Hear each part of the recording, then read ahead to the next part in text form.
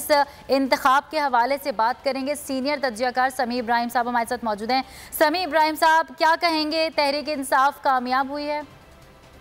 जी बिल्कुल। जो सरदार तनवीर इलियास है वो पीटीआई आजाद कश्मीर के सदर भी हैं, और जो जाने वाले वजीर आजम है जिनको निकाला गया है वो न्याजी साहब, कयूम न्याजी साहब, वो भी पीटीआई के ही थे।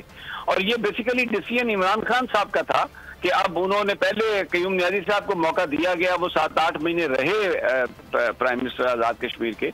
पीटीआई को बहुत सारी शिकायत थी, और बेसिकली शुरू में भी जब उनका तकर्रुर हुआ था तो बहुत सारे लोगों का ये कहना था कि सरदार तनवीर इलियास डिजर्व करते थे, क्योंकि उन्होंने पार्टी को चलाया, इलेक्शन जितवाने में उनका बड़ा एक अहम रोल था। और फिर उनका एक विजन है, टूरिज्म जो प्रमोट करना है, जो वजीर आजम का विजन है, वो सरदार तनवीर इलियास उसके माहिर हैं, बिल्डर भी हैं और सरमायादार भी हैं, और भी बहुत सारा कश्मीर के अंदर जो डेवलपमेंट काम है वो कर सकते हैं। पार्टी को उन्होंने बड़ा ऑर्गेनाइज किया। तो अब ये पंजाब में भी वो सरमायाकारी के हवाले से एडवाइजर रहे, वजीर रहे। तो अब फिर कुछ इतलात ऐसी आई कि कयूम न्याजी साहब शायद किसी दूसरे ग्रुप के साथ कोई साजबाज हो रही है, तो उस पर फिर इमरान खान साहब ने नॉमिनेट किया तनवीर इलियास साहब को, और आज वो बिला मुकाबला आ गए हैं। अब आज 3 बजे उनका हल्फ हो जाएगा। तो अब जो तरक्की का अमल, जो तरक्की का सफर, जो विजन था इमरान खान का, वो सरदार तनवीर इलियास उसको लेके, कई दफा उनसे बात हुई है, वो बड़े पुरज़्म हैं।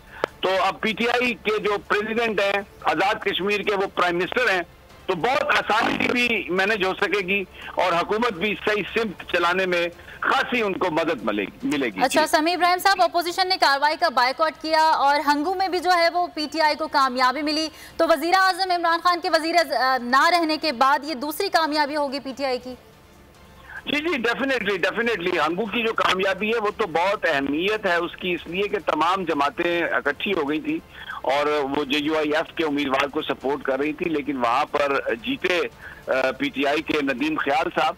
तो वो एक तरह का जो बयानिया है इमरान को पजीराई मिली है, अपोजिशन की रिजेक्शन हुई है, और इमरान खान साहब को वोट मिला है। जो बड़े बड़े जलसे थे वो वोट में ट्रांसलेट हुए और वो एक उनको नतीजा मिला। और यहाँ पर भी आजाद कश्मीर में भी जो तब्दीली वो करना चाहते थे कामयाब हुए हैं। अपनी पार्टी के अंदर वजीर आजम उन्होंने दूसरा मुंतखब कराया।